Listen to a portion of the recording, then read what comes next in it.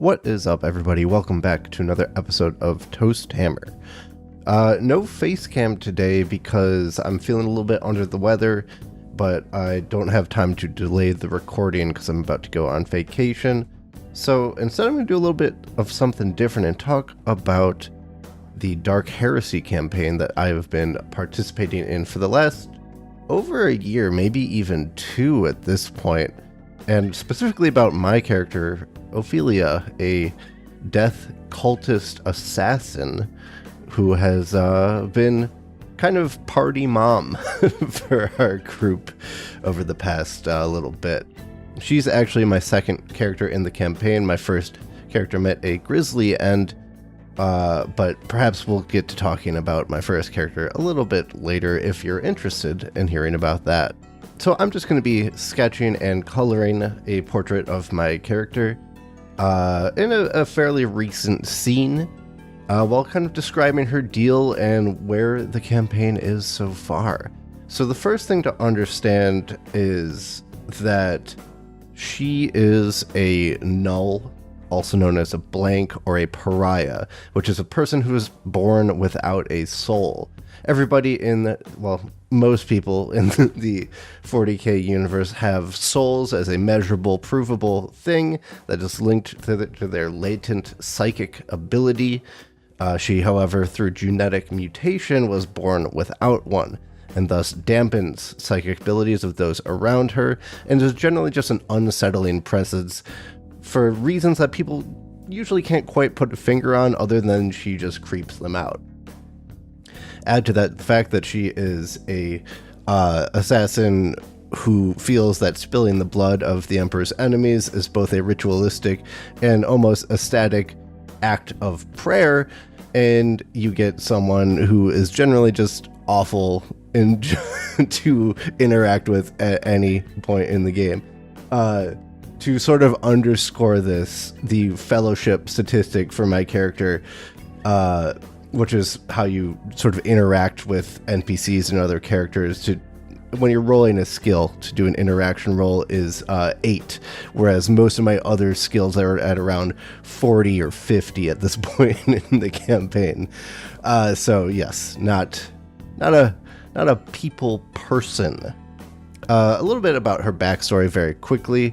Very kind of normal upbringing, middle class sort of artisan family. She had sort of a scholar background. Also, spoiler warnings, this is going to get really dark, very disturbing stuff going on, because of course it is 40k, so I guess listen at your own discretion. Her parents were abusive because they couldn't stand her being around because of her soullessness, so she murdered both of them when she was 12, and then was convinced that she saw the light of the Emperor in their viscera. She didn't, of course, that's just kind of what she thought. And was then kind of forced to a life on the streets, where she quickly gained a reputation as sort of a cut purse, and eventually gained enough skills to get the attention of the Moritat death cult, and began to be trained as a young teenager in the art of assassination. Now, in her early 20s, she finds herself on the Travail, a sort of excursion from the death cult in which she is able to hone her skills and her art of death dealing to a fine point, to then be reintegrated into the death cult as a fully ranked and statured assassin. And during that travail, she finds herself under the purview of an interrogator and their inquisitional cohort. I've talked about the Inquisition in 40k before. If you don't know what that is, go check out some of my other videos. Maybe the Xenos review will be a good kind of overview of that. Anyway, that is kind of where our campaign begins. We have been on the trail of what turned out to be 1,000 Suns cohort of Chaos Space Marines traipsing along the galaxy, trying to bring back their fallen members and battle brothers in profane rituals. And our ragtag band of scoundrels, ne'er-do-wells, and underdogs has been attempting and mostly failing to stop them along the way. Most recently, and what I'm depicting here, is we were at a wedding for some nobles of the Navigator households being wed, and this is her in a wedding outfit, sort of acting as the security guard for our own ship's Navigator house, who was invited formally to the event. Now, Navigators being massively potent psychic humans, it's sort of a star-crossed situation between her and our ship's Navigator. She saved our Navigator's life. They kind of became pen pals, and it was kind of developing into an will they, won't they sort of situation that has yet to be fully resolved. But at this point, there is sort of something in the air between them, even though they kind of repel each other in a very physical, visceral sense. So it's a very kind of interesting situation to be in, and I'm enjoying role-playing that quite a bit. Anyway, she's acting as security for this Navigator. The rest of the retinue is there just kind of scouting out what is happening. And during the ceremony, of course, a chaos ritual happens, and the entire planet is ensconced in blue flame.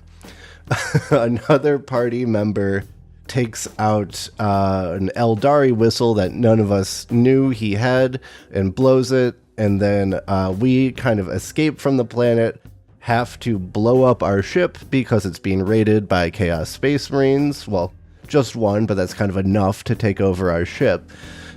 So we're kind of in an escape lander when an Eldar craft world cruiser shows up and takes us prisoner. So, being, loyal members of the Imperial Inquisition, none of us were very happy about this turn of events. But they had a very strong show of force in greeting us, and we realized quickly that if they wanted to kill us, they very easily could have, so we kind of just had to go along with whatever was happening. We learned that the Chaos Space Marines were in search of an ancient Eldari artifact that is rumored to magnify the psychic potency of whoever wields it by over 10,000 times. Very dangerous. And pretty much a power that we don't want falling in the hands of anybody, but especially people who aren't us. And during this scene that I am drawing out, I end up dueling an aspect warrior of the Eldari who turns out to be an Exarch. I did not know he was an Exarch at the time. I was just trying to have fun and have a little combat scene, and I absolutely got torn to shreds. But another big thing about her death cult is that they also consume the blood of those that they kill, and also themselves. A lot of their rituals involve bloodletting and sampling the blood of both other death cultists and their opponents. So here she is literally licking her wounds, which is probably low-key intimidating for this Eldari warrior, even though he does very well not to show it. But that is kind of what is happening in this little portrait here. Eventually, they drop us off, and via sort of chain hopping around in a few planets, we finally meet our Inquisitor, who has been suspiciously absent throughout the entire campaign. We've only really gotten a glimpse of him once before, and that was in the shadows. And otherwise, we've been working through his interrogator pretty much exclusively.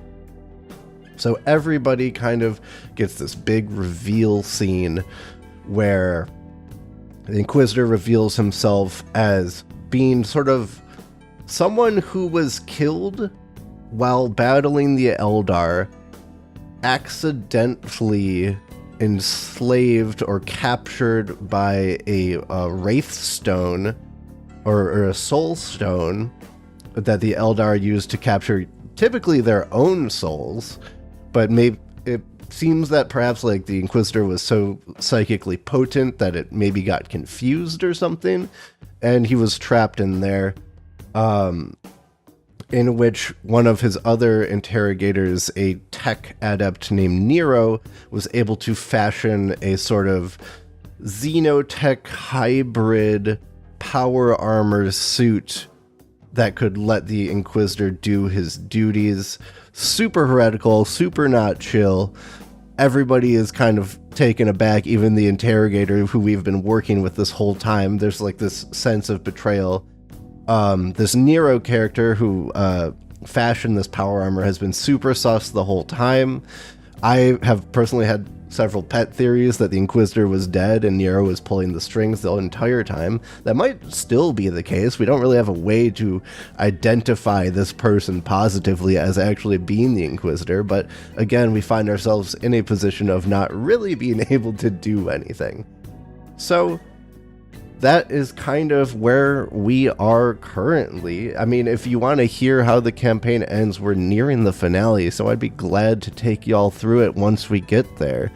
But speaking of, Noria Eng, who you might remember for a couple videos back where I was designing a villain for my Forge world, is in the campaign, and we're about to go face her in pitch combat, which is super freaking cool. So I'm super excited that some of my homebrew is being incorporated into this game that we've all been playing. But yeah, this is just a little portrait of my character Ophelia. She's super unhinged, super fun to roleplay, and our campaign has been so awesome so far. Shout outs to the DM. You know who you are. But if you enjoyed watching this slightly different video, let me know in the comments below. Have you ever had experience with Dark Heresy? What were your characters like? Let me know. And if you did enjoy the video, please give me a like. It always helps me out. And if you want to hear more about this campaign or more about Ophelia in general, please subscribe to the channel so you don't miss a single one. And speaking of, I gotta go paint up Noria Eng. So I'll see you guys next time. Peace.